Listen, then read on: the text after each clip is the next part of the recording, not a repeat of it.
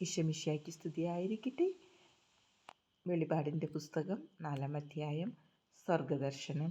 ഇതിനുശേഷം സ്വർഗത്തിൽ ഒരു തുറന്ന വാതിൽ ഞാൻ കണ്ടു. കാഹളധ്വനി പോലെ ഞാൻ ആദ്യം കേട്ട സ്വരം എന്നോട് പറഞ്ഞു, ഇങ്ങോട്ട് കയറി വരൂ, ഇനിയും സംഭവിക്കേണ്ടവ നിനക്ക് ഞാൻ കാണിച്ചു തരാം. പെട്ടെന്ന് ഞാൻ ആത്മീയാനുഭൂതിയിൽ ലയിച്ചു. അതാ, സ്വർഗത്തിൽ ഒരു സിംഹാസനം ഒരുക്കപ്പെട്ടിരിക്കുന്നു.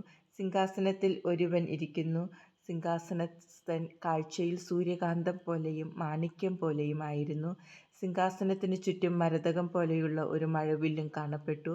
ആ സിംഹാസനത്തിനു ചുറ്റും 24 സിംഹാസനങ്ങൾ. അവയിൽ ധവളവസ്ത്രധാരികളായ 24 ശ്രേഷ്ഠന്മാർ. അവരുടെ ശിരസ്സിൽ സ്വർണ്ണക്കിരീടങ്ങൾ. സിംഹാസനത്തിൽ നിന്ന് മിന്നൽപ്പിണരുകളും ശബ്ദങ്ങളും ഇടിമുഴക്കങ്ങളും പുറപ്പെടുന്നു. സിംഹാസനത്തിനു മുമ്പിൽ ജ്വലിക്കുന്ന 7 തീപ്പന്തങ്ങൾ. അവ ദൈവത്തിൻ്റെ സപ്താത്മാക്കളാണ്. സിംഹാസനത്തിനു മുമ്പിൽ ഒരു പളുങ്കുകടൽ. സിംഹാസനത്തിൻ്റെ മധ്യത്തിലും ചുറ്റിലുമായി 4 ജീവികൾ. അവയ്ക്ക് മുമ്പിലും പിമ്പിലും നിറയെ കണ്ണുകൾ.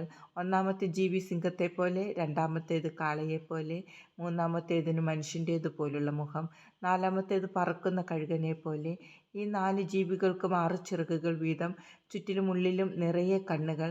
രാപ്പകലിടവിടാതെ അവ ഉദ്ഘോഷിക്കുന്നു, ആയിരുന്നവനും ആയിരിക്കുന്നവനും വരാനിരിക്കുന്നവനും സർവശക്തനും ദൈവവുമായ കർത്താവ് പരിശുദ്ധൻ, പരിശുദ്ധൻ, പരിശുദ്ധൻ.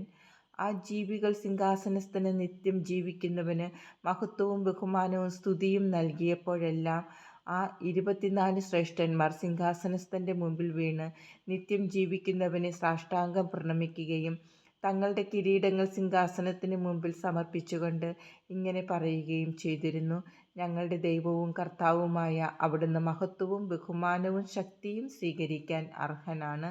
അങ്ങ് സർവ്വവും സൃഷ്ടിച്ചു. അങ്ങയുടെ ഹിതമനുസരിച്ച് അവയ്ക്ക് അസ്തിത്വം ലഭിക്കുകയും അവ സൃഷ്ടിക്കപ്പെടുകയും ചെയ്തു.